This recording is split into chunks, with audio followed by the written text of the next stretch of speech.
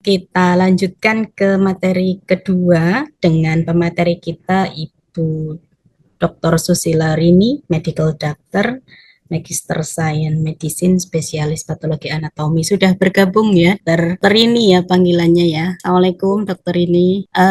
Masih mute sepertinya dokter. Waalaikumsalam warahmatullahi wabarakatuh. Masih Alhamdulillah. mute tadi ya, maaf. Masih mute. Baik. Oke, Alhamdulillah sudah bergabung bersama kita. Betul ya, dokter ini ya panggilan akrabnya ya. Benar sekali. Ya, Ya. sudah bergabung bersama kita dokter ini yang insya Allah menjadi pemateri kedua dengan judul peran makanan fermentasi dalam memperbaiki fungsi ginjal.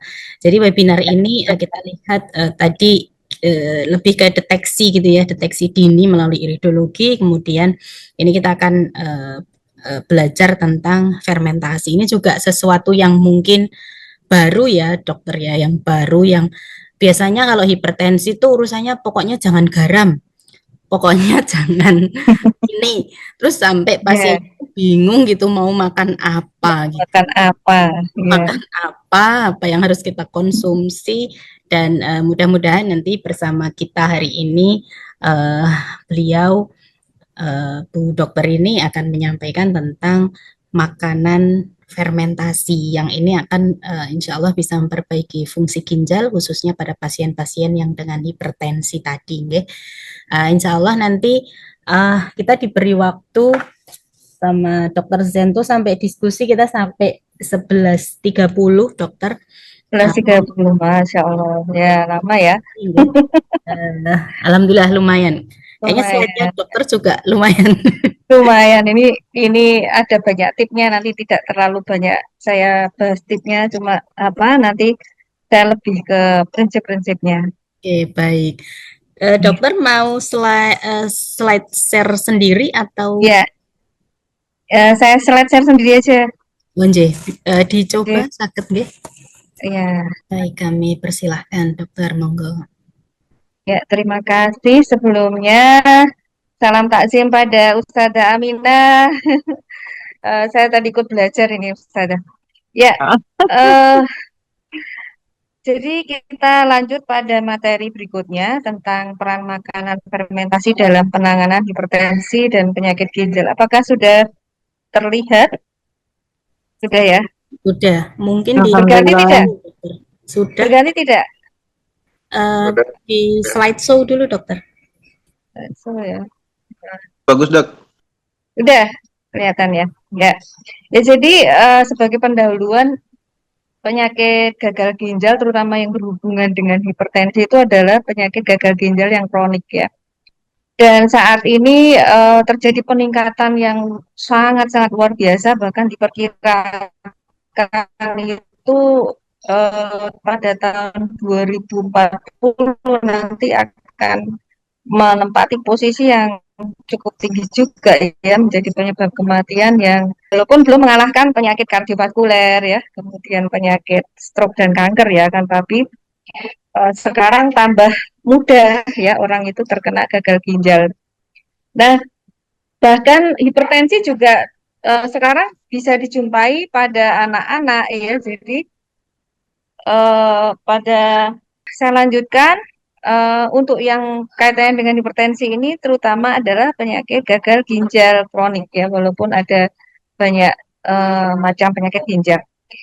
Nah, antara penyakit gagal ginjal dengan hipertensi itu sebetulnya seperti lingkaran setan dan saling berhubungan ya, karena penyakit ginjal sendiri bisa menyebabkan hipertensi dan juga dan saat ini juga penyakit cukup tinggi ya, dan uh, untuk kalau itu semakin mudah kita dapatkan, tentunya resiko untuk mengalami penyakit ginjal ke depan juga akan sangat tinggi ya. Nah, ini macam-macam penyakit ginjal ya. Jadi uh, bedanya apa antara yang kronik dengan yang akut ya? Ini adalah dari waktunya terutama ya. Kalau yang itu lebih dari 3 bulan, lalu ada dari pemeriksaan kimia darahnya ya, itu nanti kita bisa melihat adanya laju filtrasi glomerulus ya, kurang dari 60 ml per menit per 1,73 meter persegi. Kemudian dari pemeriksaan yang lain mungkin juga kita akan dapati dari USG misalnya ya, struktur ginjalnya mungkin juga ada kelainan. Nah, yang kronik ini biasanya berkaitan dengan penyakit-penyakit komorbid ya, penyakit-penyakit penyerta. Jadi ada diabetes mellitus, mungkin hipertensi dan lain-lain ya. Peradangan pada ginjal karena misalnya penyakit infeksi atau karena autoimun tadi ya, karena seperti beberapa penyakit autoimun seperti lupus misalnya itu juga akan berdampak pada ginjal ya, termasuk tiroid tadi. Kalau tiroid itu disebabkan oleh misalnya penyakit autoimun tentu juga akan berdampak pada ginjal. Nah, penyakit ginjal akut itu adalah penurunan fungsi ginjal yang terjadi dalam hitungan jam ya. Kemudian bisa juga hari. Nah, tandanya beda di sini ya. Tandanya di sini peningkatan kadar kreatinin ya. Kalau yang kronik tadi GFR-nya, kalau ini kreatininnya ya, di mana kreatinin serum itu lebih dari 0,3 mg per desiliter dalam 48 jam atau eh, lebih dari sama dengan 1,5 kali nilai dasar dalam 7 hari dan terdapat penurunan volume urin ya. Jadi kalau kita kita nanti mencurigai kita terkena gagal ginjal, salah satunya itu urin kita menurun ya. Jadi di sini urinnya hanya sekitar kurang dari 0,5 ml per kilogram berat badan per jam selama 6 jam. Nah, gagal ginjal akut ini juga secara global meningkat ya, terutama pada pasien pasien yang dirawat inap dan pasien ICU, dan penyebabnya di sini karena infeksi, dehidrasi, atau keterlambatan akses layanan kesehatan. Nah, penyebab gagal ginjal akut itu dibagi menjadi 3 kelompok besar. Penyebabnya itu bisa jadi di luar ginjal, sebelum ginjal ya, sebelum ginjal kan ada organ lain ya. Misalnya dari jantung atau misalnya karena perdarahan ya, terjadi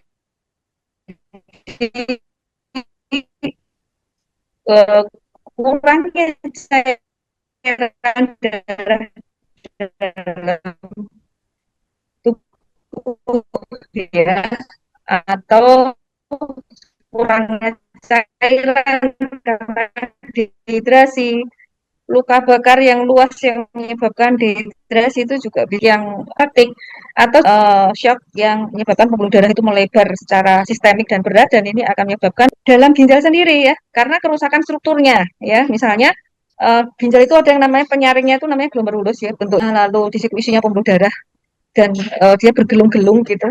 Nah, lalu ada salurannya ya, tubuh darahnya.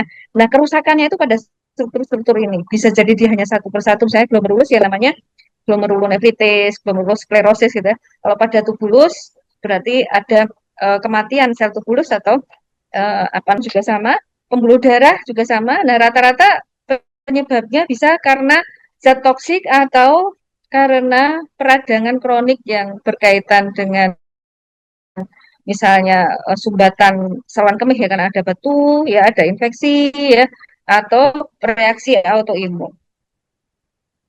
Nah, kalau yang kematian dari salurannya, jadi sel-sel pada salurannya itu rusak, mengelupas gitu ya, itu biasanya terjadi karena racun atau karena misalnya kekurangan darah ya, yang akut gitu ya, kekurangan darah yang akut, kekurangan oksigen yang akut ya. Ini bisa terjadi kematian dari sel-sel tubulus yang masif gitu, yang banyak gitu ya. Nah, obat-obat yang bisa memicu ini contohnya adalah golongan aminoglikosida ini antibiotik ya, lalu sisplastin ini kemoterapi, Lalu logam berat, keracunan logam berat ya, misalnya karena aluminium, kadmium, merkuri misalnya, lalu bisa juga karena obat-obat analgesik, karena masyarakat sekarang dengan mudah bisa mengakses obat-obatan itu di warung ya.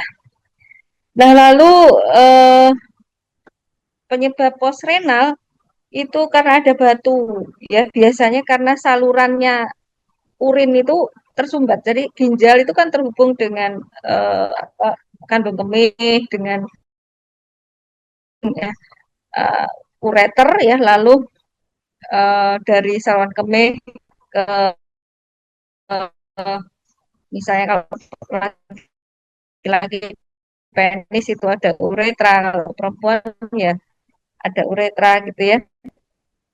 Nah, itu ada sumbatan di situ, misalnya karena batu, ada tumor, atau karena luka. Nah, itu bisa terjadi gagal ginjal lama. Kerusakan postrenal ini dari USG akan kelihatan ya, ginjal itu kadang-kala membesar ya. Dia membentuk seperti balon, namanya hidronefrosis ya. Nah, lalu gagal ginjal kronik ini penyebabnya lebih kepada penyakit-penyakit komorbid seperti diabetes mellitus yang paling banyak ya, lalu hipertensi kronik, kemudian penyakit bawaan misalnya penyakit ginjal polikistik atau penyakit autoimun yang berkaitan dengan nefropati GA misalnya ya. Glomerulonefritis kronik ini bisa macam-macam penyebabnya ya, bisa karena autoimun dan lain-lain, kemudian obstruksi saluran kemih kronik dan nefropati analgesik karena penggunaan obat-obatan analgesik. Nah, ini faktor resikonya, jadi kita harus hati-hati kalau uh, usia kita sudah lanjut, misalnya usia 40 ini pun dalam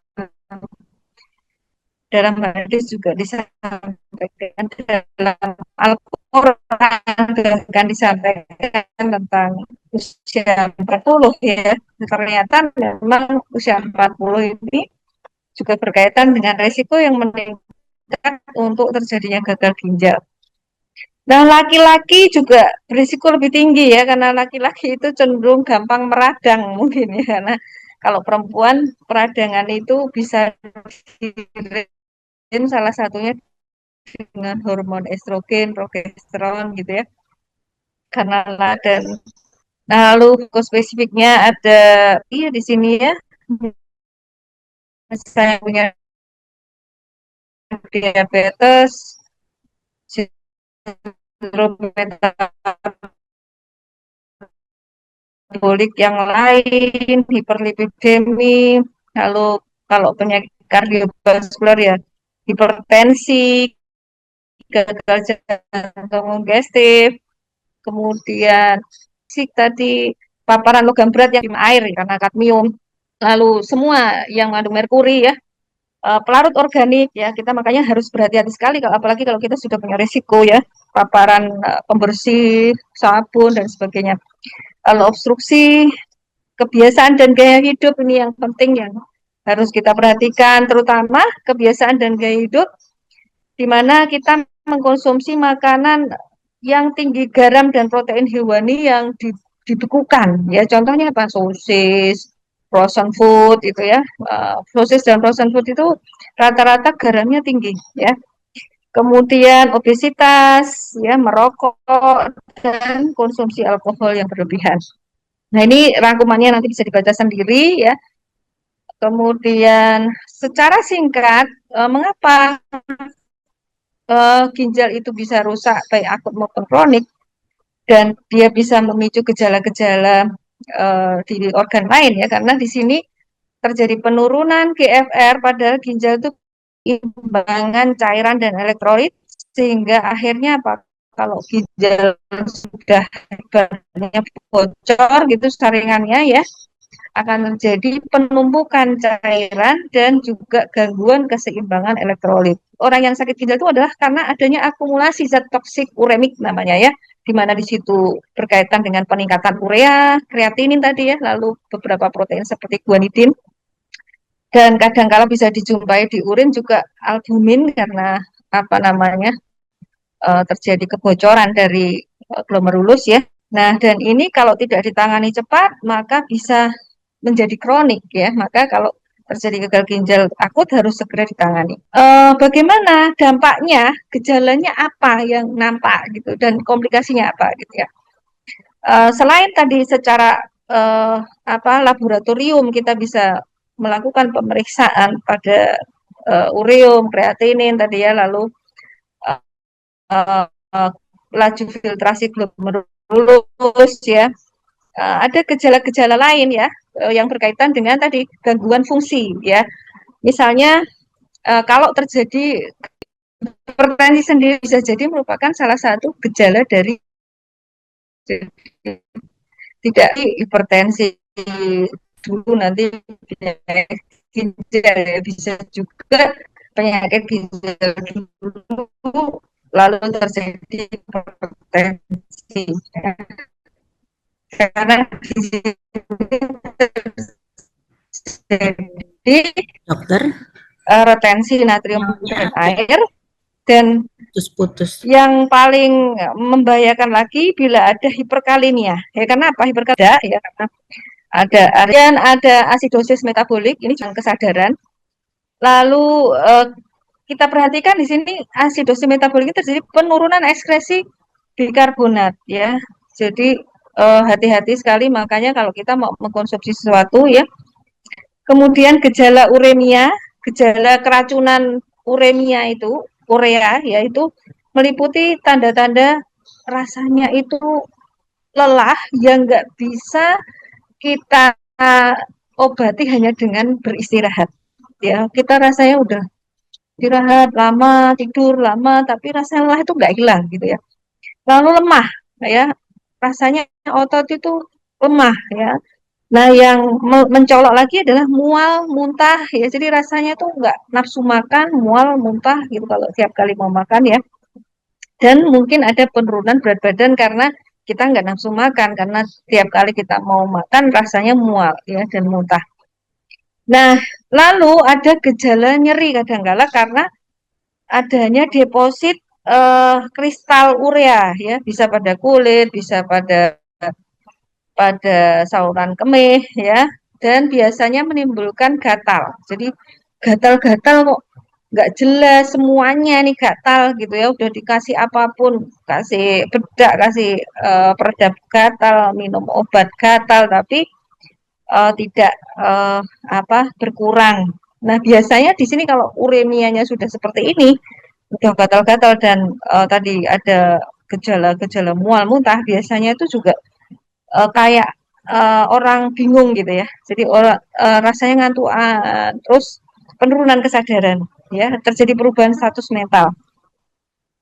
Nah, lalu gangguan hematologi ini juga yang penting diperhatikan ya, yaitu terjadi anemia ya, karena fungsi ginjal itu salah satunya adalah memproduksi protein yang berguna dalam fungsi darah ya. Jadi namanya eritropoietin ya. Lalu juga yang penting diperhatikan lagi itu penurunan trombosit. Makanya kalau mau bekam, saran saya juga harus periksa dulu darahnya ya, karena kalau pada orang yang sudah ada anemia dan ada penurunan trombosit, tentunya kita harus hati-hati sekali dan sebaiknya mungkin dihindari ya, karena di sini kalau terjadi penurunan trombosit itu mudah memar dan perdarahan ya. Bekamnya nggak boleh pada banyak titik, lalu juga nggak boleh terlalu dalam, terlalu lama kopnya, karena kalau kondisi trombosit rendah sebaiknya menurut saya tidak dilakukan bekam ya. Nah, kemudian manifestasi kardiovaskuler ini ada hipertensi yang persisten, kemudian bisa terjadi perikarditis uremik, gagal jantung kongestif ya. Lalu pada otot dan tulang. Nah, ini bisa terjadi rapuhnya tulang ya, karena terjadi namanya osteodistrofi ginjal karena uh, peningkatan gangguan keseimbangan hormon hiperparatiroidisme ya. Biasanya tulang itu nyeri ya, nyeri semua tulang, dan resiko fraktur itu meningkat sehingga kita harus hati-hati.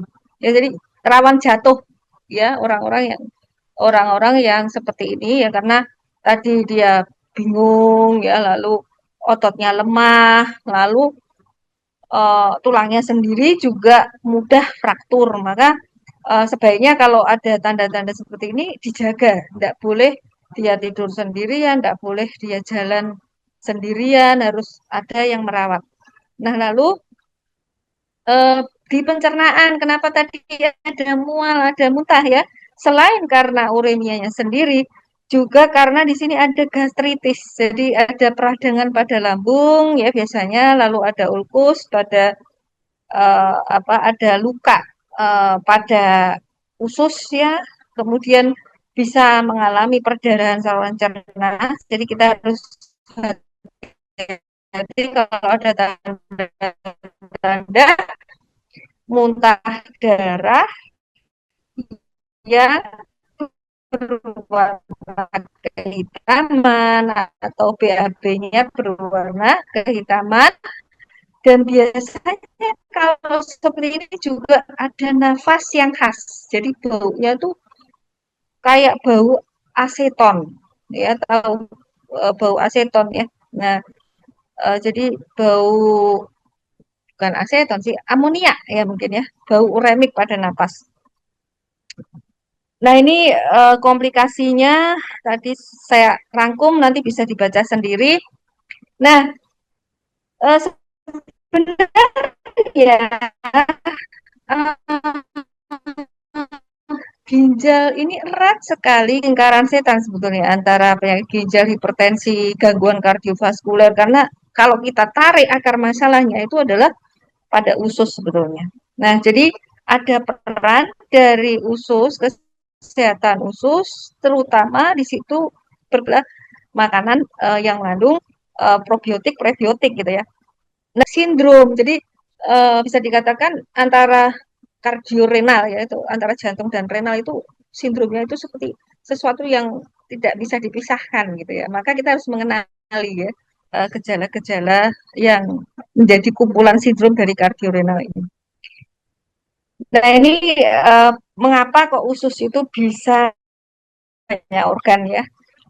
Usus itu juga hampir dia itu seperti saringan. Lubang usus kita ini betul-betul terjaga terisolasi dari dinding yang ada di dalam usus. Jadi tidak boleh ada lubang yang menyebabkan nanti apa yang ada di dalam lubang itu dengan mudah masuk ke dalam pembuluh darah terutama karena dalam usus itu ada pembuluh darah ini ya pointernya kok nggak muncul yang di sel darah merah ada sel darah putih ada sel imun nah ini di mana dari lumen itu dari lubang usus itu nggak boleh langsung masuk semuanya ke dalam pembuluh darah terutama bakteri ya bakteri itu tidak boleh masuk ke dalam pembuluh darah di sini pada usus itu dan usus itu kayak ada jonjot-jonjotnya dia kayak bludru gitu ya kalau kita makan usus itu kan kayak bludru ya nah terkait itu saling terkait sekali itu ada banyak apa kayak Jansen namanya lah memproduksi lendir nah lendir itu betul ya Suara putus-putus.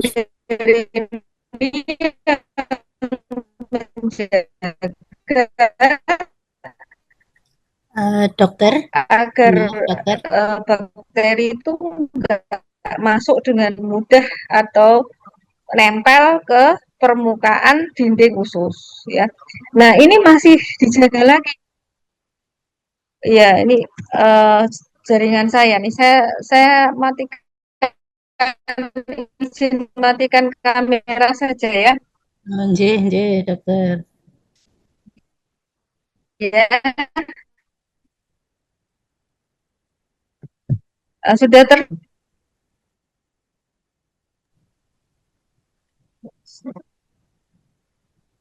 masih saya bagikan lagi. Sudah terlihat? Sudah Sudah, ya? sudah. Ya, nah jadi kita tuh punya benteng berlapis-lapis pada usus ini pengaruhnya tidak hanya lokal ya, tapi juga secara sistemik nantinya termasuk ke organ jantung, ke ginjal, ke pembuluh darah, ke sudah terlihat ya, ke otak dan ke tulang ya. Jadi pengaruhnya melalui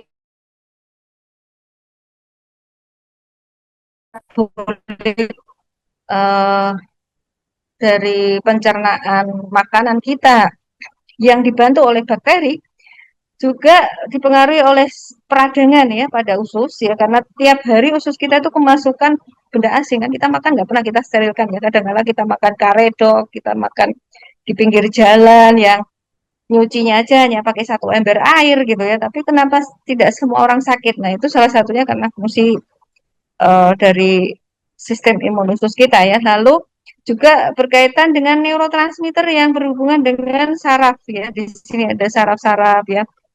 Kemudian apa namanya, produksi neurotransmitter neurotransmitter dari makanan kita. Nah, ini yang mengatur juga nanti kenapa kok tadi orang sakit ginjal bisa penurunan kesadaran jadi bingung gitu ya. Status mentalnya berubah ya, karena ternyata sangat berkaitan ya. Jadi kalau terjadi kerusakan ginjal miliknya ya, jadi bisa juga awalnya itu justru kerusakan di usus dulu ya, karena ususnya radang, lalu ada kerusakan pada dinding selnya ya, dinding jaringan. Lalu ginjalnya sendiri dia akhirnya akan mengalami kerusakan sehingga kadar toksin di dalam darah itu tinggi, inflamasi meningkat, dan ini akan mempengaruhi otak. Ya, terjadi yang namanya peradangan otak karena pengaktifan dari sel imun yang ada di otak yang namanya mikroglia. Nah, ini akan menyebabkan kemampuan berpikir berkurang. Ya, itulah mengapa orang yang sakit ginjal tuh ya dia bingungan gitu ya. Nah, ini juga akan mempengaruhi keseimbangan saraf otonom. Itulah mengapa menangani orang sakit ginjal nggak cukup hanya dari usus, sarafnya juga harus kita seimbangkan ya. Kalau di sini terjadi hiperaktivasi dari simpatis, nah kita kompensasinya kita harus mengaktifkan parasimpatis ya. Contohnya dengan nanti saya ajarkan tentang eh, apa, senam ya, senam imun bahagia itu adalah salah satu cara untuk mengurangi peradangan, mengurangi stres ya, meningkatkan kewaspadaan, meningkatkan kebahagiaan ya, karena pengaktifan dari parasimpatis, saraf parasimpatis yang namanya nervus vagus itu salah satunya adalah dia akan meningkatkan serotonin, menurunkan peradangan, kemudian juga menurunkan stres ya. Nah, uh, tadi saya sampaikan bahwa pengaruh dari usus ke ginjal itu melalui salah satunya adalah dari metabolit yang dihasilkan oleh pencernaan makanan dengan bantuan bakteri ya. Nah, contohnya di sini metabolitnya apa saja? Ada LPS, ya, ada short chain fatty acid. LPS itu lipopolisakarida. Jadi sebenarnya dia merupakan komponen dinding dari bakteri gram negatif ya. Tapi sebetulnya kalau di sini kalau meningkat berbahaya ya, karena itu menunjukkan ada kebocoran dari dinding dan ada peradangan pada usus. Maka LPS itu harusnya rendah ya. Nah, SCFA ini yang baik ya. SCFA ini dia merupakan produk fermentasi serat ya. Jadi kalau kita ingin SCFA kita tinggi, ini kita harus mengkonsumsi makanan yang tinggi serat.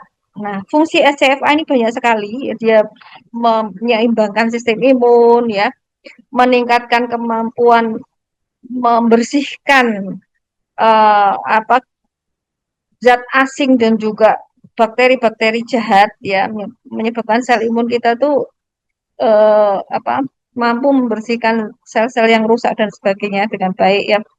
Mengurangi stres oksidatif, membantu memperkuat usus ya. Lalu juga menyehatkan pembuluh darah karena ternyata SCFA ini juga berkaitan dengan fungsi pembuluh darah ya.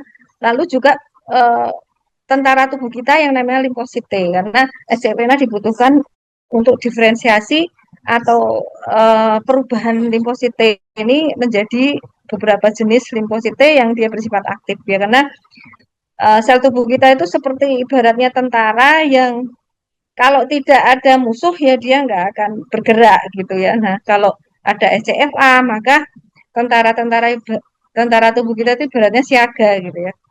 Nah lalu yang juga perlu kita waspadai yang harusnya kita jaga rendah adalah TMAO. TMAO itu trimethylamine oxide, dia berasal dari trimethylamine, di mana TMAO ini berasal dari makanan terutama yang tinggi kolin. Ya, makanan tinggi kolin contohnya apa? Jeruan. Ya, jadi seperti jeruan itu berarti apa ya? Eh, sa- Kalau sapi ya otak sapi gitu ya. Lalu yang berlemak-lemak ya ini dari hewani terutama. Walaupun kolin itu sebenarnya dalam jumlah rendah dibutuhkan, tapi kalau nggak berimbang kita makannya, terlalu berlebihan kita makan jeroan, kan ada tuh dietnya apa beberapa orang itu makan jeroan ya, tidak seimbang itu makanannya namanya diet keto itu. Nah, pada orang-orang gagal ginjal tidak baik ya karena dengan tingginya makanan yang tinggi jeroan tadi TMAO ini meningkat. Padahal TMAO ini dia akan menyebabkan apa? Peradangan ya, menyebabkan peradangan pada pembuluh darah, pada jantung, kemudian juga menambah kerusakan ginjal karena ginjal itu akan jadi mengkerut gitu ya. Nah, lalu ada beberapa yang lain ini sebenarnya racun semua ini ya, dan ini sebetulnya harusnya rendah ya. Ini terutama kalau kita terlalu tinggi mengkonsumsi produk-produk yang mengandung fenilalanin, ya, tirosin, kemudian triptofan. Jadi memang pada orang-orang yang sakit ginjal itu kita harus ada pantangan makan, ya, misalnya pisang itu ya, itu pisang kan tinggi triptofan. Karena di sini dia ada peningkatan dari produk-produk turunan triptofan yang menimbulkan toksin ya pisang kita skip ya misalnya karena pisang juga tinggi kalium itu berbahaya juga ya. Nah, lalu tentu makanan-makanan kemasan yang mengandung zat aditif yang mengandung fenilalanin juga kita harus hindari ya. Banyak kalau kita baca itu di minuman-minuman terutama ya, minuman kemasan yang dijual di apa supermarket dan minimarket. Nah, jadi peran makanan dalam kesehatan kardiovaskular dan ginjal itu sangat penting ya. Kalau kita ingin sehat, maka kita harus menjaga makanan yang dia eh, tidak yang bersifat antiinflamasi ya. Di sini kita membutuhkan lingkungan yang dia rendah toksin uremianya, tinggi SCFA-nya, berarti kita harus makan banyak sayur dan buah, tapi kita hindari yang tinggi tadi kalium ya. Kita hindari yang tinggi kalium, yang tinggi triptofan juga ya. Nah, ini dia diharapkan dengan makanan yang berserat ini akan meningkatkan SCFA, menurunkan toksin uremia tadi dan memperkuat dinding usus ya. Jadi memang yang pertama kali kita harus lakukan adalah memperkuat dinding usus. Kadangkala pada kondisi usus yang sangat berat, kita justru menghindari yang fermentasi dulu karena uh, kalau kita kasih makanan fermentasi bakterinya terlalu banyak, justru akan masuk ke dalam pembuluh darah tadi. Maka pada kondisi ini beberapa dokter yang memang ahli dalam bidang mikrobiologi dan penyakit dalam itu menyarankan justru menghindari dulu uh, apa namanya makanan fermentasi, tapi yang diberikan adalah prebiotik ya, prebiotik yang memperkuat usus, kemudian ada minyak zaitun, ada inulin ya, contohnya kalau prebiotik inulin itu dari ubi-ubian ya. Nah, lalu uh, kemudian memberikan minyak ikan ya salah satunya. Nah, pada kondisi terjadi disbiosis, maka terjadi peningkatan tadi uremia toksin ya LPS dan juga biasanya BAB-nya nggak lancar ya. Jadi salah satu tanda bahwa di sini ada gangguan pada usus itu kita lihat BAB-nya ya. Kalau tadi BAB-nya seperti petis ya, kita hati-hati sekali itu berarti sudah ada perdarahan ya. Kalau dia seperti mashed potato ya warnanya kuning tapi seperti mashed potato. Nah, itu berarti ada peradangan yang tinggi. Kalau dia BAB-nya seperti beng-beng, beng-beng kan keras ya, beng-beng ya, beng-beng coklat yang ada eh, berasnya itu. Nah, itu keras. Nah, itu berarti ada konstipasi yang berat ya. Nah, yang normal bagaimana? Yang normal adalah seperti sosis ya. Nah, sosis itu ada macam-macam. Kadang-kala masih bisa ditoleransi. Misalnya kalau sosisnya ada kejunya gitu ya. Jadi apa seperti sosis berkeju gitu ya. Nah, lalu jadi antara usus, ginjal dan jantung itu sangat berkaitan dan eh, kesehatan keduanya itu dipengaruhi oleh pola makan yang baik tadi adalah yang kaya serat ya terutama kalau kita mau lihat contohnya itu diet Mediterranean ya kenapa diet Mediterranean itu baik ya dan dikatakan juga ya karena dia kaya serat kemudian juga mengandung bakteri baik.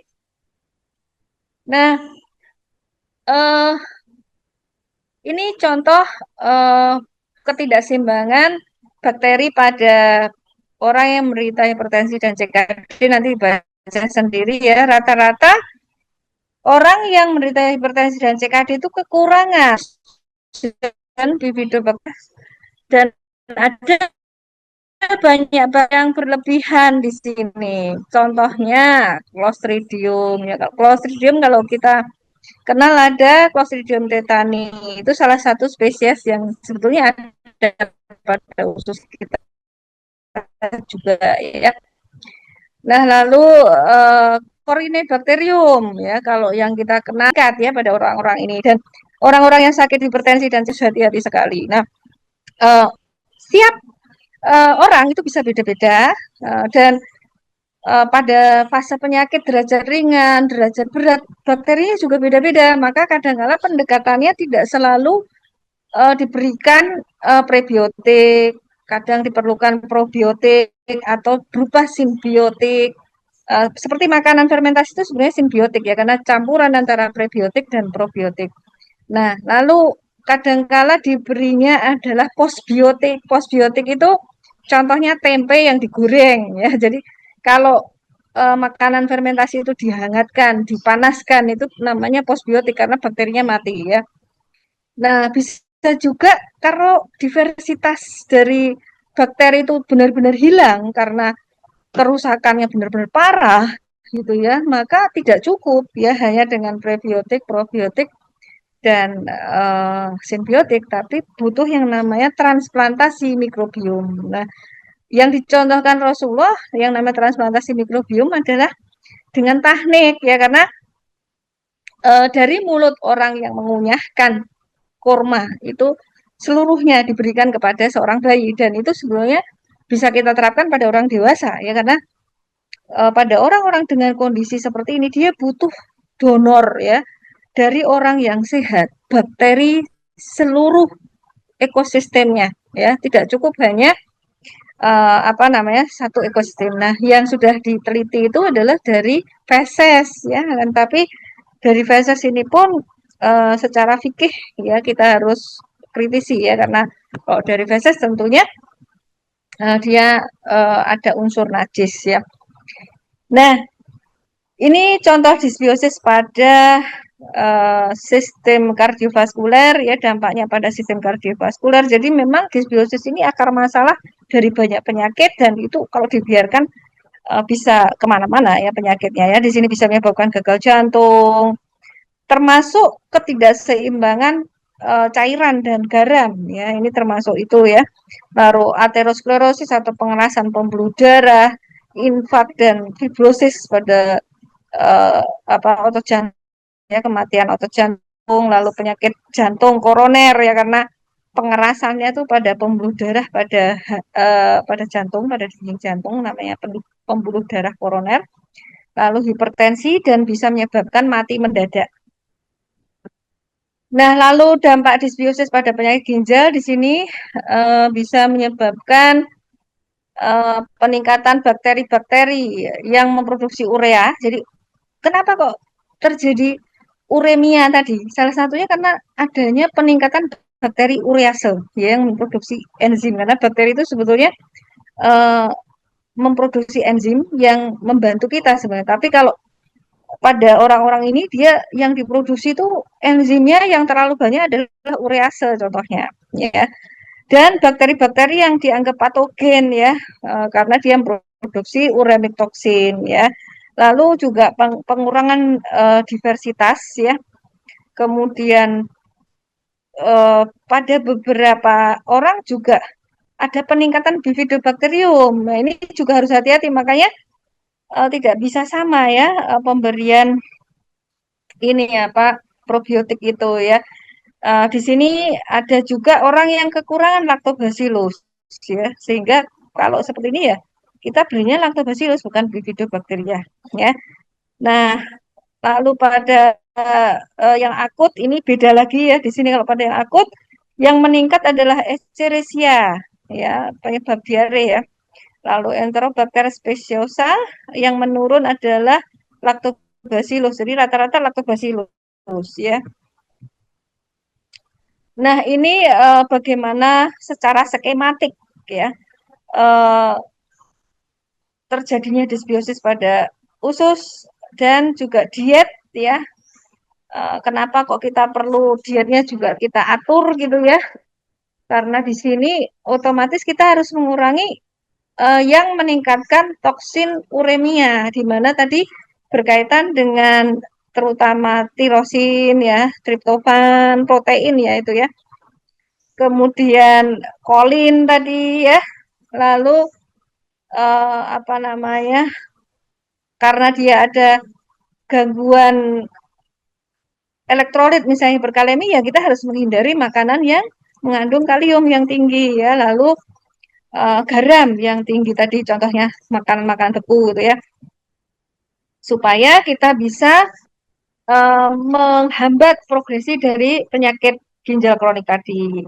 Yang kita butuhkan terutama adalah yang bersifat nephroprotective ya, jadi makanan-makanan yang meningkatkan yang namanya butirat dan vitamin K. Yang kadang-kala pada suplemen-suplemen makanan untuk sakit ginjal itu biasanya diberikannya butirat ya, dan juga diberi vitamin K karena salah satu dampak tadi dari komplikasi penyakit ginjal kronik adalah perdarahan ya, karena adanya trombosit yang rendah ya. Nah, ini klasifikasi toksin uremia. Jadi toksin uremia itu ada 3 macam ya. Ada yang larut dalam air, ada yang berat berdasarkan berat molekulnya ya. Ini ada yang ukurannya sedang, yang larut dalam air itu ukurannya kecil molekulnya ya. Lalu ada protein bond molekul yang dia terikat oleh protein ya. Nah, tipe disbiosis ini nanti bisa dibaca sendiri. Ada macam-macam ya, ini untuk bahasan saja bahwa ternyata memang tidak sama, makanya pendekatan terapi pada satu orang dengan orang yang lain bisa berbeda ya, karena apa respon orang terhadap makanan itu kan tergantung dari derajat disbiosisnya dan jenis disbiosisnya ya. Nah, ini tadi juga berkaitan dengan uremic toksin ya, neurotoksin. Nah, ini pendekatan secara garis besar ya. Jadi kalau kita mau menggunakan makanan sebagai obat ya, maka kita bisa menggunakan makanan-makanan yang dia meningkatkan terutama L-karnitin ya, lalu tinggi serat tapi tidak dia bersifat neuroprotektif, mengandung banyak polifenol dan antioksidan ya.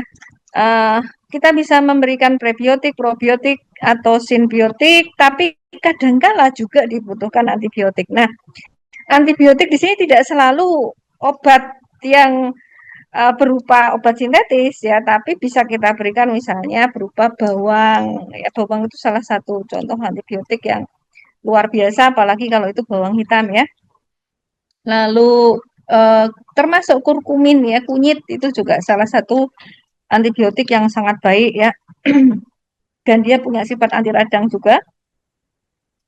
Nah, jadi kita harus menghambat peradangan, meningkatkan antioksidan, antiinflamasi, ya, lalu mengurangi toksin tadi bisa juga dengan salah satu caranya mengurangi substratnya kan otomatis ya dietnya kita restriksi dan bekam mungkin bisa dilakukan hanya pada kondisi tertentu ya. Jadi detoksifikasi itu ada banyak cara ya tidak selalu dengan bekam.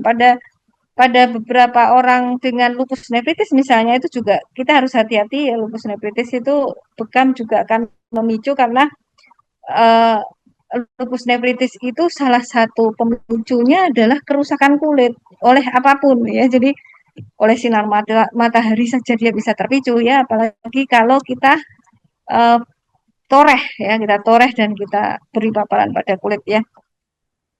Nah lalu menurut Cardoso et al. Ini juga makanan-makanan contohnya ya di sini propolis ini ya, jahe-jahean, brokoli, apel, lalu almond tuh bagus ya, lalu berry-berryan di sini ada blueberry, radish ya, beet itu bagus. Tapi kalau beet kita harus hati-hati juga karena beet itu mengandung oksalat ya, jadi uh, pada orang dengan gagal ginjal dia akan meningkatkan resiko untuk batu ya, untuk terjadinya batu. Bawang ya, kemudian kol, coklat, grape atau anggur, terutama biji anggur tuh tinggi dengan antioksidan dan polifenol yang bersifat meningkatkan regenerasi sel ya. Nah, di mana tujuannya adalah untuk antiinflamasi, anti radang, antioksidan, ya, mencegah kematian sel ya melalui jalur yang namanya piroptosis atau kematian terprogram ya. Nah, lalu juga meningkatkan regenerasi sel ya, terutama di sini kalau kol, coklat, dan grape itu dia meningkatkan mitokondria biogenesis ya. Nah, jadi tidak selalu berupa makanan fermentasi ya, makanan yang tinggi serat yang segar pun bermanfaat dan kadangkala justru itu yang bermanfaat karena kalau pada leaky gut itu kita harus berhati-hati dengan makanan fermentasi yang bakterinya kita tidak bisa kendalikan ya karena tadi kalau kita lihat dysbiosisnya itu kan bermacam-macam ya dan derajat dari dysbiosis itu macam-macam. Nah, di sini dia tinggi serat dan yang sudah diteliti contohnya ya. Ini contohnya menggunakan serat inulin namanya. Makanya kalau kita beli makanan untuk penderita makanan cair untuk penderita ginjal itu biasanya kan ada inulinnya. Ya, tapi hati-hati di situ campuran lainnya apa. Ya, kadang-kala dia ada tepung-tepungan seperti dari soy, ada jagung, lalu kadang-kala ada tambahan gula buatannya. Nah, kita harus hati-hati ya. Maka kalau kita mau beli makanan instan untuk penderita ginjal itu kita juga harus perhatikan komposisi ya. Nah, inulin ini banyak pada ubi sebetulnya ya. Di sini pada penelitian randomized control trial oleh Rossi dibuktikan bahwa orang yang mengkonsumsi inulin terutama pada gagal ginjal stadium akhir ya 3 sampai 4 itu terjadi penurunan signifikan kadar toksinnya. Jadi tidak hanya memecahkan dysbiosisnya tapi juga menetralisir racun ya. Mengurangi racunnya ya. Nah, lalu berapa takaran serat ya? Ini menurut studi meta-analisis di Cina pada sekitar 140-an pasien ya ini ya oleh Louis, ini salah ketik Louis et al 2017. Di sini paling tidak kita makan serat itu kalau pada penderita ginjal itu adalah lebih dari 25 gram per hari ya. Dan ternyata kalau dibandingkan antara yang 25 gram per hari lebih, lalu yang kurang dari 25 gram per hari itu hubungannya signifikan gitu ya. Jadi pada orang yang mengkonsumsi serat yang lebih dari 25 gram per hari, itu terjadi penurunan EGFR, lalu serum C reaktif protein menurun, racun-racun tadi menurun gitu ya. Indoksil sulfat itu racun yang berkaitan dengan triptofan tadi ya. Nah, lalu kolesterol, interleukin 6 itu parameter untuk peradangan ya. Tapi harus dimakan selama kurang lebih 18 bulan ini di sini. Jadi nggak boleh kita itu berhenti gitu ya. Jadi 18 bulan terus konsumsi makanan berserat ya. Nah, sekarang makanan fermentasi ya. Makanan fermentasi ini merupakan budaya yang sebenarnya sudah banyak dipraktekkan di banyak peradaban ya sejak zaman kuno sampai sekarang dan di banyak negara masing-masing punya makanan khasnya sendiri dan memang paling baik ya kita tuh makan sesuai dengan geografis kita karena orang Jepang beda dengan kita bakterinya ya orang Amerika lalu orang masing-masing ya masing-masing benua tuh kadang-kadang berbeda dan Indonesia tuh sebenarnya punya banyak sekali makanan fermentasi ya seperti dade, tempe ya, tahu termasuk sebagai kecap kalau kita bikin benar-benar dengan metode fermentasi ya. Nah, paling baik ya kita sesuaikan dengan ras kita. Kalau sesama Asia kayak Cina, Jepang kan masih sama ya, mungkin masih bisa lah gitu ya. Kemudian kenapa sih fermentasi itu baik gitu ya? Fermentasi itu salah satunya dia akan memperbaiki eh, kandungan zat gizi, ya, meningkatkan kandungan zat gizi, meningkatkan zat bioaktif berupa polifenol ya, kemudian meningkatkan kemampuan diserap oleh tubuh bioavailabilitas nutriennya ya, dan kaya dengan bakteri tadi. Ya, selain itu, yang menarik adalah fermentasi itu juga bisa mengurangi kadar zat-zat beracun seperti logam berat ya. Ini ada penelitian teman saya, beliau S3 Teknologi Pangan yang kebetulan meneliti tentang rebung. Ya, rebung itu makanan khas Semarang ya, lumpia. Lumpia itu rebungnya kalau di Semarang itu ditreatment dengan tawas ya. Tawas itu sebetulnya kelihatannya alami ya tawas ya, tapi tawas itu sebenarnya mengandung aluminium. Nah, karena direndam dengan aluminium dengan harapan tawas tidak bau, lalu yang kedua putih ya, itu akhirnya kandungan aluminium pada rebung itu tinggi ya pada lumpia itu. Nah, oleh teman saya dicarikanlah alternatif selain rebung ya, tapi ternyata tidak masyarakat nggak mau karena apa? Teksturnya beda, rasanya beda. Akhirnya teman saya berusaha mengurangi kadar aluminium itu dengan memberikan starter bakteri baik Lactobacillus plantarum waktu itu. Nah, jadi difermentasi ternyata dengan ditambahkan Lactobacillus plantarum, kadar aluminium pada rebung itu menurun walaupun tidak 100% gitu ya. Jadi berkurang lah gitu ya. Nah, jadi metode fermentasi itu adalah salah satu metode untuk bioremediasi sebenarnya ya. Jadi untuk mengurangi pestisida, mengurangi logam berat walaupun tidak semua logam berat. Nah, ini contoh persebaran dari makanan fermentasi di dunia ya. Bisa dari apa saja ya, dari gandum bisa, dari barley, dari susu, daging ya, dari anggur, sayur-sayuran, dan starternya itu bisa berupa bakteri, ragi ataupun kapang-kapangan ya.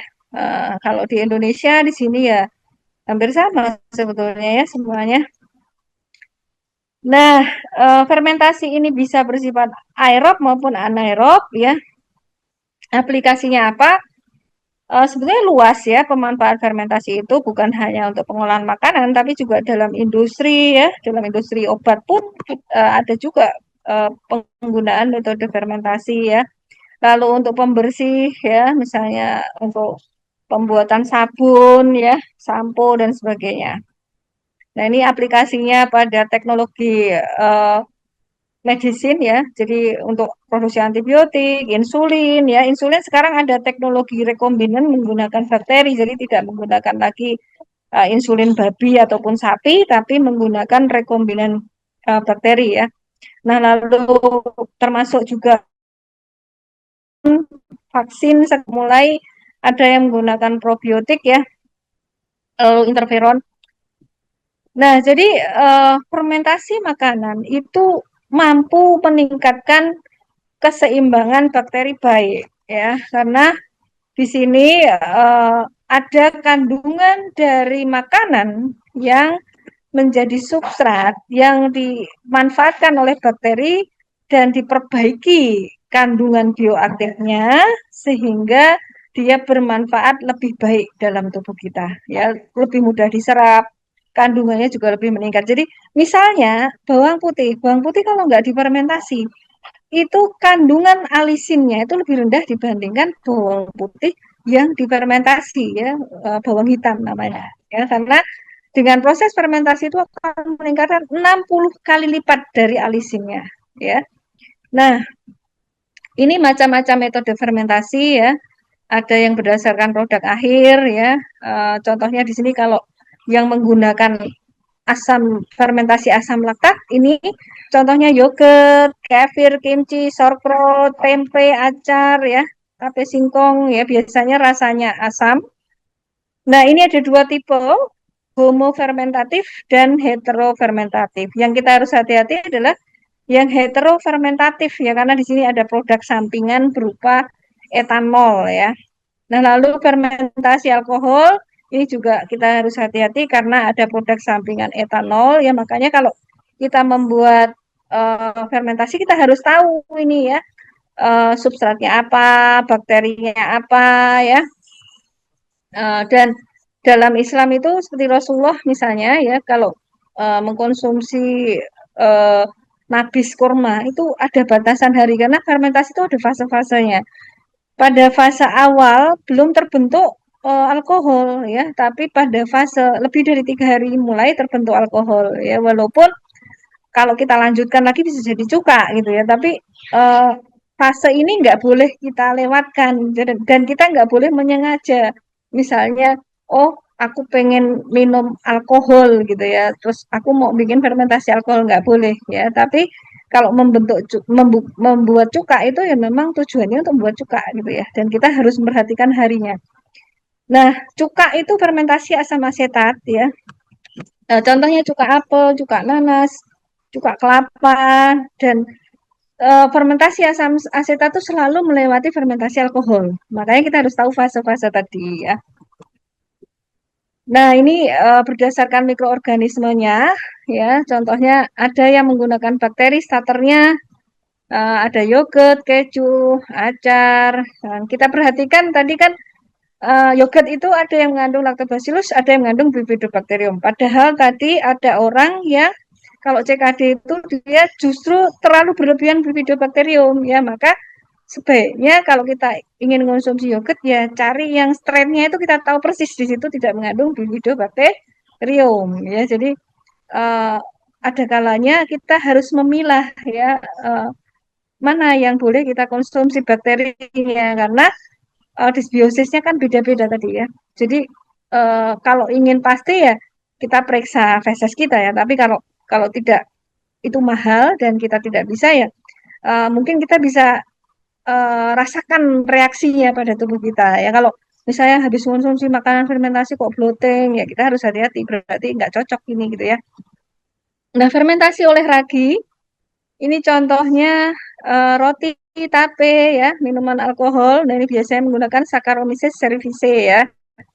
Pada COVID ini banyak orang yang kehilangan Saccharomyces cerevisiae ya, makanya orang-orang yang kena COVID itu ya sebaiknya makan tape salah satunya, tape tempe itu ya. Nah, lalu roti ini tidak semua roti ya. Roti itu yang paling baik yang sourdough itu ya. Jadi dia fermentasi dengan bukan ragi tapi dia menggunakan fermentasi biang yang liar ya. Nah, lalu fermentasi oleh jamur ini contohnya Rhizopus oligoporus ya, lalu kecap, miso ya. Aspergillus oryzae, di mana substratnya di sini juga berbeda-beda ya. Jadi ada yang protein, ada karbohidrat. Nah, lalu yang paling baik di sini kefir ya. Di sini kefir ini kombinasi bakterinya itu luar biasa banyak, dan dia mampu bertahan di uh, keasaman lambung ya. Jadi dia bisa mencapai ke usus. Cuma ya kita harus perhatikan tadi ya, kalau kalau kita ada kelebihan bifidobakterium, maka kita harus hindari ya, lebih baik cari yang benar-benar strainnya kita tahu persis ya. Kombucha ini salah satu contoh mixed culture fermentation, tapi kita juga harus hati-hati karena kombucha ini kandungan alkoholnya juga tinggi biasanya ya. Lalu berdasarkan kondisi lingkungan ada aerob dan anaerob. Jadi kalau kita ingin berlatih ya melakukan fermentasi makanan, kita harus tahu ya fermentasi yang kita lakukan tuh aerob atau anaerob ya. Kalau yang aerob ini contohnya cuka ya, tempe. Jadi dia butuh oksigen, maka botolnya itu biasanya hanya ditutup dengan kain, dikareti saja gitu ya. Lalu kalau fermentasi anaerob ini harus rapat ya, botol yang rapat ya. Ini contohnya untuk yogurt, untuk tape, asinan ya. Nah, jadi prinsip fermentasi itu ada substrat, substratnya berupa pangan, bisa karbohidrat, bisa protein tadi ya, bisa juga eh, apa namanya lipid ya. Contohnya pada keju itu juga ada lipidnya, ikan juga ya. Nah, lalu membutuhkan peran mikroorganisme tertentu, ya ada bakteri tadi, ada ragi dan sebagainya. Kondisi lingkungan harus terkendali, termasuk suhu, pH, kadar oksigen ya, dan disesuaikan dengan jenis bakterinya. Dan nanti hasil akhirnya adalah produk yang menguntungkan dengan senyawa yang mungkin berbeda sesuai dengan starter dan metode yang kita gunakan ya. Yang harus kita perhatikan tadi adalah kalau ada produk sampingan berupa alkohol gitu ya. Nah, ini beberapa contoh secara skematiknya ya, bagaimana satu fermentasi yang anaerob dan aerob dibandingkan ya. Lalu produknya sebenarnya ya sama aja ya, secara garis besar ada mikrobial metabolit, lalu ada bakterial komponen. Nah, mikrobial metabolit ini macam-macam, termasuk ada antibiotik alaminya ya, namanya di sini bakteriosin. Jadi kalau kita melakukan fermentasi itu sebenarnya kita sudah bisa memproduksi antibiotik alami ya. Bakteriosin ini bahkan ada yang dia mampu membunuh apa? Mycobacterium tuberculosa gitu ya. Jadi eh, apa? Sebenarnya makanan fermentasi itu juga mengandung antibiotik ya. Jadi dia mengandung bakteriosin. Nah, lalu ada organik asid, short-chain fatty acid tadi, vitamin ya. Jadi dengan fermentasi itu meningkatkan vitamin ya. Jadi dan sebaiknya tidak dipanaskan ya. Kalau saya makan biasanya kalau fermentasi acar gitu ya, saya bikin acar eh, itu hanya saya makan sama telur gitu ya. Karbohidratnya nanti dari misalnya dari apokat atau dari kentang gitu atau ubi gitu ya. Saya jarang makan nasi ya. Lalu kandungan dari polisakaridanya juga polisakarida yang dia kompleks ya. Jadi gulanya itu gula yang kompleks. Jadi memproduksi gula tanpa perlu kita tambahkan gula ya. Lalu ada enzim ya dan juga proteinnya ya. Nah, lalu bakterial komponen ada protein dari bakteri, ada eksopolisakaridanya, kapsulnya ya. Kemudian ada peptidoglikan dan juga dinding dari bakteri. Nah, ini gambaran fungsinya ya. Jadi fungsi dari makanan fermentasi misalnya dari komponen bakteri ya. Ini ada dinding dari bakteri, itu ternyata dia punya manfaat ya. Dia bisa menyeimbangkan sistem imun, memodulasi sistem imun ya, meningkatkan kekebalan tubuh kita, antiinflamasi. Lalu enzim dan proteinnya, dia bisa memperkuat usus kita ya, lalu juga mempengaruhi sinyal tubuh kita ya. Lalu eksopolisakarida dia punya sifat imunomodulasi, antioksidan, penurunan kolesterol, prebiotik. Belum lagi bakteri yang hidup ya. Bakteri yang hidup itu dia akan tumbuhan patogen. Nah, dari mikrobial peptide fatty acid berupa asetat, propionat, butirat ya. Itu tadi diperlukan untuk energi sel, untuk antiinflamasi, untuk regulasi metabolisme, termasuk tekanan darah ya. Lalu organik asid seperti asam laktit itu dia menghambat patogen, meregulasi pH dan mengawetkan kita baik. Bahkan ya makanan tanpa disimpan di kulkas itu bisa awet tahunan ya. Jadi itu membantu sebenarnya kalau petani-petani pas harga turun. Kalau kita fermentasi nggak perlu kita buang harusnya. Justru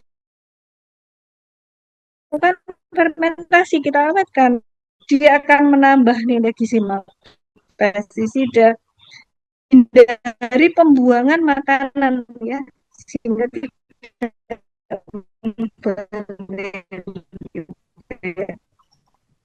kalau kita jual dalam bentuk produk fermentasi pun produk pertanian itu harganya lebih tinggi ya. Kalau kita beli di supermarket kita lihat harga makanan-makanan fermentasi lain ya, impor ya.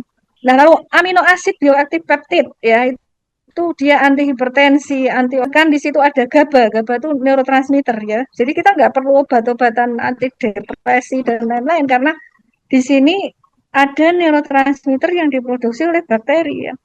Ada vitamin B, ada poliamin. Kadang-kala depresi itu juga kekurangan vitamin. Nah, maka kalau ada orang depresi, ada yang gangguan mood, coba dikasih makanan yang kaya dengan fermentasi ini ya, makan fermentasi. Ya, karena dia bersifat neuromodulasi, menjaga mood, menyeimbangkan neurotransmitter ya, fungsi koenzim dan juga cellular signaling. Nah, untuk kesehatan jantung ya, habis waktunya. Untuk materi mungkin 5 menit lagi ya dokter, habis itu kita ke diskusi. Oh ya, nggak apa-apa ya. Ya nanti dilanjutkan diskusi. Nah ini saya lanjutkan sebentar. Jadi untuk jantung juga ternyata manfaatnya luar biasa ya. Jadi kalau itu hidup tadi ya, bakterinya namanya probiotik. Nah, probiotik ini punya manfaat yang lebih karena dia akan membantu peningkatan terutama SCFA tadi ya, lalu juga menyeimbangkan ekosistem ya, dan kemampuan yang lebih lain adalah untuk menjaga fungsi barrier dari sistem imun di usus ya. Nah, short chain fatty acid itu sangat penting untuk tubuh kita karena dia itu sebenarnya sumber energi kita ya. Ibaratnya listrik ya, itu listrik kita ya. Nah, short chain fatty acid juga akan menurunkan obesitas ya, menurunkan insulin resistensi. Jadi kalau kita punya diabetes ini tentu sangat akan membantu ya. Nah, lalu kalau misalnya kita kok nggak doyan gitu ya makanan yang tidak dimasak gitu ya, kita maunya dimasak-masak.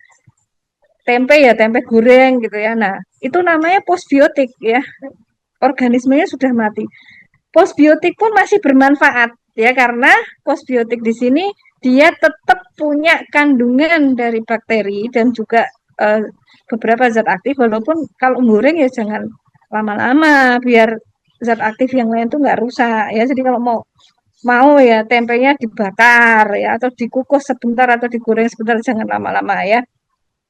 Nah, lalu di sini masih ada manfaat meningkatkan barrier usus ya. Nah, postbiotik ini juga mempunyai pengaruh terhadap inflamasi ya. Jadi dia menurunkan inflamasi, menjaga kestabilan dari berat badan kita ya, karena sebetulnya kalau masalah berat badan tuh yang penting adalah kita jaga ideal ya, tidak boleh terlalu kurus, tidak boleh terlalu gemuk ya.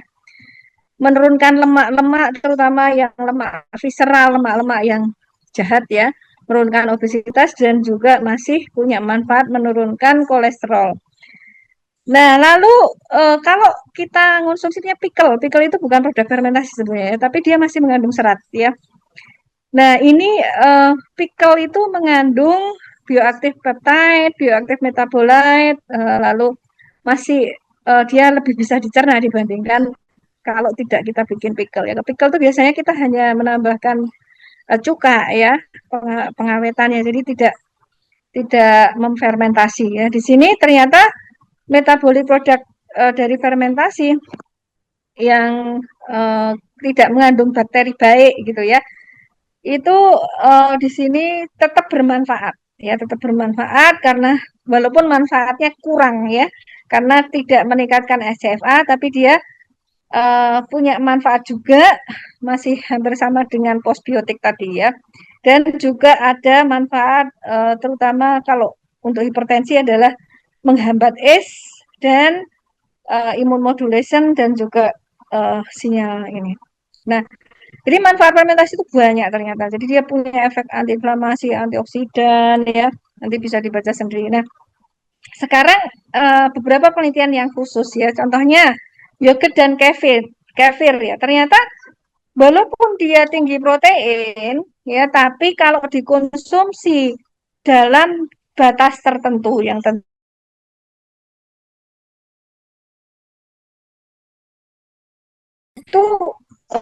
juga bisa bermanfaat secara signifikan menurunkan tekanan darah ya. Nah, lalu kalau kefir ini pada penyakit ginjal kronis ya, ini juga menurunkan kadar uremic toksin, memperbaiki nilai EGFR bila dikonsumsi 12 minggu ya. Jadi memang ada waktunya kalau konsumsi seperti ini supaya punya efek, nggak boleh putus-putus ya. Jadi kalau yogurt itu 8 minggu sudah bermanfaat ya. Lalu pada CKD misalnya ini 12 minggu ya. Nah, beberapa lactobacillus tertentu itu juga diteliti. Seperti tadi yang saya sebutkan, Lactobacillus plantarum. Lactobacillus plantarum itu biasanya muncul pada fase mulai terbentuk alkohol, ya, karena dia yang produksi alkohol.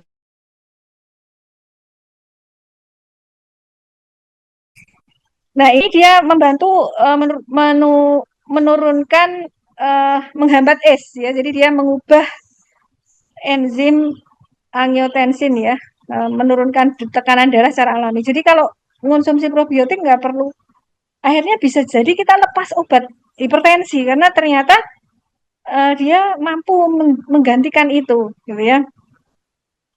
Jadi dia menyerupai kerja kaptopril kalau kita pernah minum obat anti hipertensi yang paling dikenal, di mana kaptopril itu punya efek samping batuk, ya. Nah, maka kalau kita nggak cocok dengan obat sintetis, ya kita coba konsumsi probiotik ini, ya. Karena penelitian meta-analisis juga membuktikan bahwa konsumsi probiotik itu menurunkan tekanan darah kurang lebih sebesar 3,56 mm Hg, untuk sistoliknya, diastoliknya 2,38 mm Hg secara signifikan ya. Tapi tadi ya harus dikonsumsi paling tidak 8 minggu dan nggak boleh berhenti ya. Nah, ini hubungan erat komposisi mikrobiota usus dengan tekanan darah. Jadi tekanan darah itu berhubungan dengan kesehatan usus ya. Karena salah satunya produksi SCFA tadi, ya, di mana SCFA seperti butirat, asetat, dan propionat itu ternyata berfungsi mengatur kelenturan dan juga kemampuan pompa darah kita, ya, pompa pembuluh pembuluh itu kayak ada antena-antenanya gitu ya, yang mempengaruhi kemampuan darah itu mengembang, mengempis gitu, karena darah itu supaya bisa memompa itu mengembang dan mengempis gitu ya. Dan ternyata ini membutuhkan yang namanya SCFA tadi, ya. Nah, jadi fermentasi itu sebetulnya bermanfaat kalau kita gunakan secara tepat ya. Jadi dia bukan sekedar tradisi ya, tapi kita juga harus perhatikan metodenya harus benar karena tadi ada beberapa prinsip ya. Jadi substansinya harus sesuai, takarannya, bakterinya, kondisi pH-nya, ya, lalu yang kita gunakan.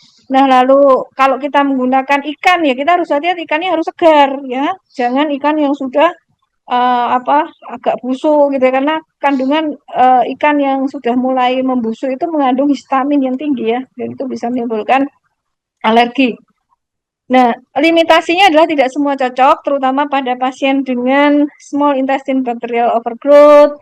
Lalu kalau ada leaky gut berat ya pada orang-orang dengan inflammatory bowel disease atau penyakit autoimun tertentu, di mana penyakit small intestinal bacterial overgrowth itu ditandai oleh apa? Bloating. Ya, jadi rasanya tuh perut kok gendut gitu ya. Padahal kayaknya enggak, berat badan enggak ini ya, enggak terlalu besar ya. Biasanya gendutnya itu karena apa? Gas ya. Kembung dan tidak nyaman rasanya ya. Jadi kayak begah gitu rasanya.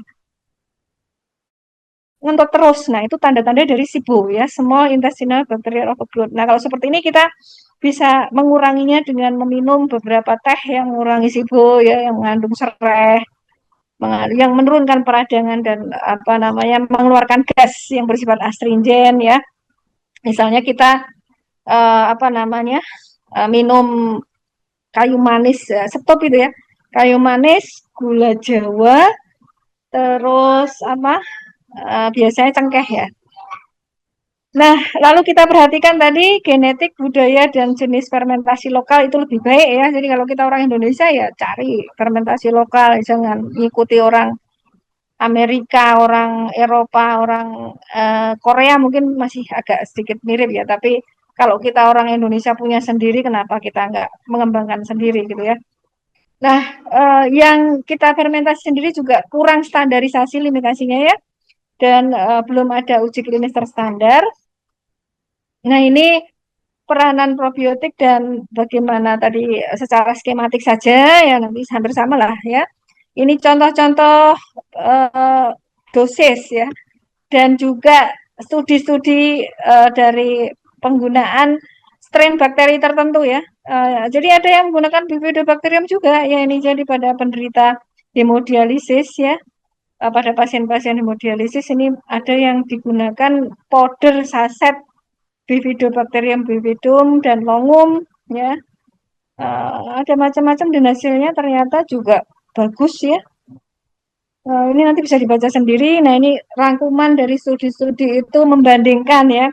Oh, kalau kita menggunakan susu yang tidak ada probiotiknya, lalu kalau keju, yogurt bagaimana? Ini kalau yang hijau itu berarti dia ada dampak yang signifikan ya. Kalau yang kuning-kuning ini tidak jelas ini. Nah, ini yang paling penting lagi, pentingnya restriksi kalium ya pada CKD ya, karena hiperkalium itu berbahaya sekali ya, bisa menyebabkan aritmia dan sudden death ya. Ini kita lihat di sini ada contoh-contoh ya, dan yang rendah potasiumnya. Nah, kita makanya perlu cek rutin ya, apakah ada apa namanya hiperkalemi atau tidak, karena kalau nggak ada ya sebetulnya dalam batas normal boleh-boleh aja sih konsumsi makanan ini asal tidak berlebihan ya. Tapi kalau ternyata kok dicek kita ada hiperkalemi ya hindari dulu yang apa tinggi potasium ya, makan yang low potasium ya. Lalu penting juga diperhatikan pada orang CKD itu dia hiperfosfatemia, jadi fosfat itu tinggi ya. Makanya selain kalium yang harus diperiksa adalah fosfat ya. Fosfat ini makanan yang mengandung zat aditif. Jadi hindari apapun yang mengandung zat aditif, pewarna, pengawet, kemudian perasa ya. Lalu apa akibatnya kalau kita mengkonsumsi makanan yang tinggi fosfat? Mudah terjadi batu dan kalsifikasi atau kalsium pengerasan pada pembuluh darah ya, dan ini akan meningkatkan risiko untuk terjadi penyakit kardiovaskuler. Nah, lalu khusus pada makanan yang tinggi fitat ya, contohnya beras ya, beras itu tinggi fitat, biji-bijian. Kalau mau masak beras rendam dulu ya untuk mengurangi fitat. Ya, rendam dulu semalam, nanti cuci sampai bersih, sampai enggak kecut, itu baru kita masak ya. Lalu ya pembatasan garam itu memang perlu ya. Jadi karena ada retensi natrium tadi, apalagi kalau kaki kita bengkak ya. Jadi hindari yang makanan yang gurih-gurih, yang tinggi garam, keripik-keripikan yang tinggi garam, ngemilnya ya. Nah, lalu apa namanya? Yang tadi frozen food itu jangan ya. Kemudian pentingnya makanan yang tinggi magnesium dan zinc, ya. Magnesium itu ada pada banyak apa? Kacang-kacangan, ya, ada pada eh, apa namanya, biji-bijian lah ya. Lalu beberapa yang lainnya tentunya nanti bisa dicari lah ya, zinc dan magnesium itu pada apa saja. Nah, ini fungsinya apa? Magnesium itu untuk elastisitas pembuluh darah ya, lalu zinc untuk meningkatkan uh, menurunkan misalnya ya, untuk meningkatkan apa sistem imun, kemudian menurunkan stres oksidatif, inflamasi dan tekanan darah. Nah, biasanya orang dengan sakit ginjal itu defisiensi zinc, ya itulah mengapa sistem imunnya juga lemah, ya. Nah, saya tadi menyinggung masalah saraf tadi ya, saraf otonom. Di mana pada orang dengan hipertensi dan juga CKD itu sarafnya condong pada aktivasi dari simpatis. Nah, maka kita harus menyeimbangkan dengan merangsang, kita rangsang namanya nervus vagus, di mana nervus vagus ini kalau dirangsang dia akan menyebabkan penurunan ya vasokonstriksi pada pembuluh darah ya, penurunan retensi natrium, fungsi pembuluh darah itu lebih baik ya, penurunan denyut jantung ya, perlu lakukan stimulasi nervus vagus. Nah, kalau metode yang diterapkan pada dunia modern ya, invasi area saraf vagus ya, contohnya pada orang-orang epilepsi, pada depresi ya, memijat ya di daerah terutama telinga, di leher ya, dengan pernapasan dalam, relaksasi. Kalau orang non-muslim yoga gitu ya. Kalau kita dengan zikir, dengan cold exposure, dengan kita cuci muka, tepuk-tepuk muka dengan air dingin itu sebenarnya juga rangsangan pada nervus vagus ya. Ketika kita wudhu ya, maka kalau pada orang seperti ini yang paling mudah apa? Menjaga wudhu gitu ya, menjaga wudhu, zikir gitu ya. Nah, uh, saya dan teman-teman saya kebetulan buat senam, nanti bisa dilihat di klik ini nanti ya, nanti kita bagikan PowerPoint-nya, ini bisa diklik link ke YouTube, nanti bisa dilihat sendiri dan bisa dipraktekkan sendiri ya. Nah, jadi pentingnya kita merangsang saraf vagus itu supaya mengurangi vasokonstriksi dan resistensi perifer, mengurangi peradangan, meningkatkan fungsi ginjal, dan meningkatkan keseimbangan cairan dan elektrolit. Ya. Nah, ini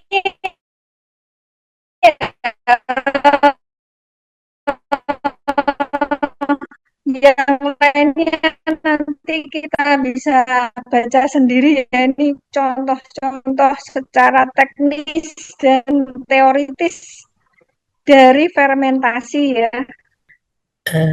Baik dokter, mungkin untuk materi bisa di Ya, ini contohnya bisa dipilih ya. Ada resep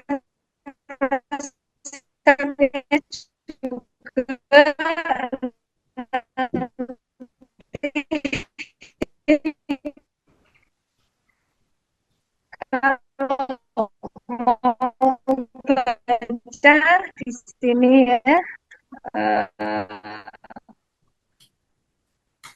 kalau menggunakan garam bagaimana, menggunakan gula bagaimana, dan yang penting kita harus tahu prinsip dan kontrolnya. Apa yang kita kontrol tadi kalau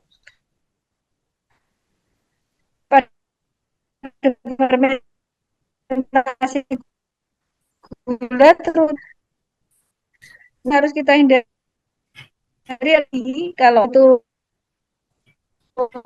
terlalu tinggi gula Terus ya.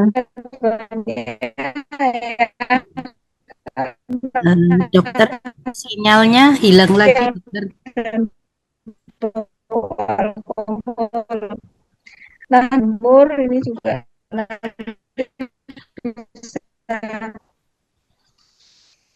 berarti kan ada workshopnya nanti Dokter ini bisa ya, dokter kalau misalnya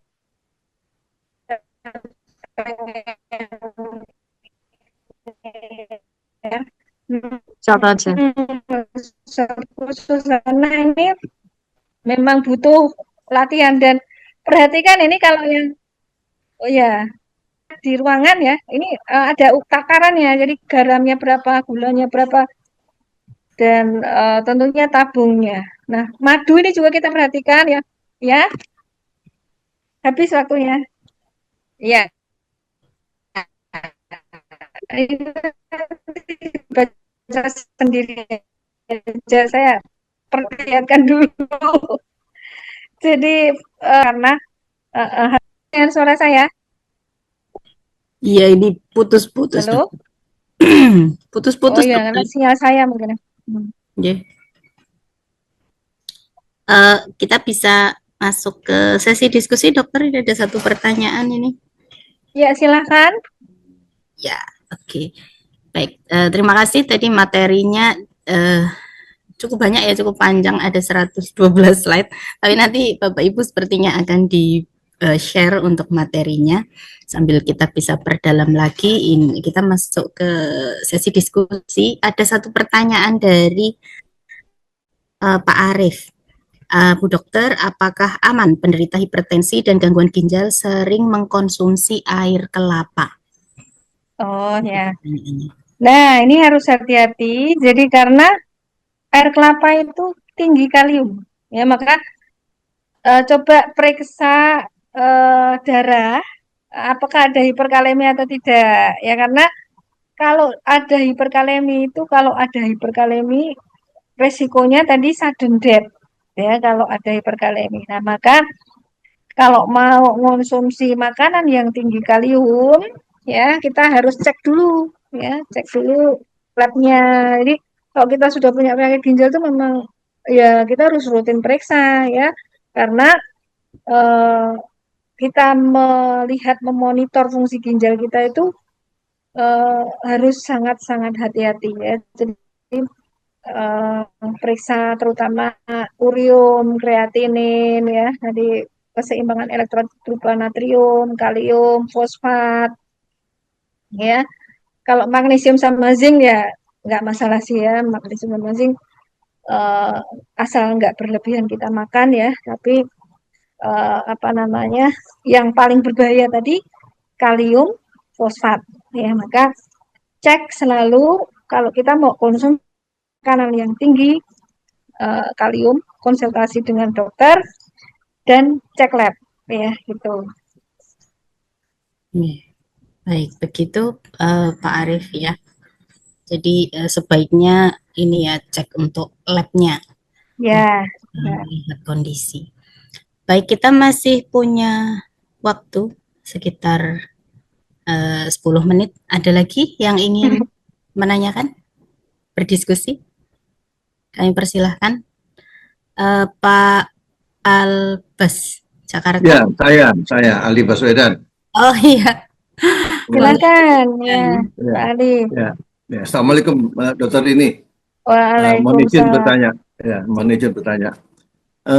Saya dengar kalau orang konsumsi air di malam hari itu tidak baik buat ginjal. Mungkin bisa dijelaskan tips atau kiat-kiat konsumsi air yang baik, yang bagus buat ginjal itu bagaimana?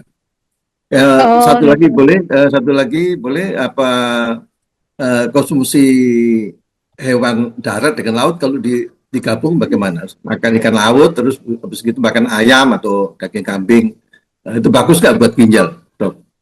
Ya, Ya, ya. Jadi pada prinsipnya kalau cairan ya keseimbangan cairan ya itu kita perhatikan tadi ada nggak gejala-gejala bengkak ya karena kalau ada gejala bengkak kita harus hati-hati ya karena di situ berarti ada penumpukan cairan ya. Jadi biasanya akan diberikan obat untuk mengeluarkan cairan dan yang kedua ada pembatasan cairan ya maka kalau kita mau ya paling aman itu mengkonsumsi air minum itu kan 18 hari ya. Tapi kalau tidak ada tanda-tanda tadi bengkak ya dan retensi cairan dan bengkak pun itu juga ada derajatnya kan. Nah, apalagi kalau bengkaknya itu udah menyeluruh ya, jadi mukanya bengkak, kakinya bengkak, ada cairan di paru, ada di perut. Nah, itu berarti kan penimbunan cairannya parah sekali. Ya, biasanya kalau seperti itu pasiennya juga sesek ya. Nah, maka kalau ada bengkak-bengkak ya kita harus konsultasi pada dokter supaya diketahui berapa minuman yang boleh kita konsumsi. Ya, tapi kalau nggak ada tanda-tanda itu, ya asal terkendali, ya 8 gelas sehari dan mengkonsumsi cairan itu tidak selalu dari air putih ya. Jadi kita bisa misalnya makan tuh kan kadang ada kuahnya. Sayur itu juga sumber air ya. Eh, lalu beberapa sayur yang baik untuk ginjal misalnya ya, yang membersihkan ginjal itu mengandung banyak air ya. Contohnya mentimun ya, lalu apa namanya seledri ya. Seledri itu bahkan kalau saya suka seledri itu saya makan saja karena kalau dibikin jus nggak tahan baunya ya. Jadi dilalap pakai dicocoli sama apa saus keju kadang-kadang seperti itu. Nah, jadi air itu tidak selalu dari air minum ya, tapi yang terpenting kita kontrol urin. Ya, dari urin, warna urin, yaitu kita bisa melihat sebetulnya status ginjal kita ya, yang cara mudahnya ya, karena kadang-kala kita bisa memperkirakan kan sehari kalau kita normal-normal saja itu pipis berapa kali sih ya. Dan hati-hati kalau pipisnya malam hari sering, nah itu berarti ada sesuatu di ginjal ya. Apa? Kemudian warna, ya warna dari air kencing. Ya kalau dia terlalu pekat ya, kuning pekat, nah itu kita harus hati-hati ya. Lalu kalau dia berbuih ya, itu juga harus hati-hati. Jadi yang normal ya kuning jernih. Ya kalau perlu tempel itu di kamar mandi ya warna warna air kencing ya, karena eh, terlalu banyak minum juga berbahaya, kurang juga berbahaya, gitu ya.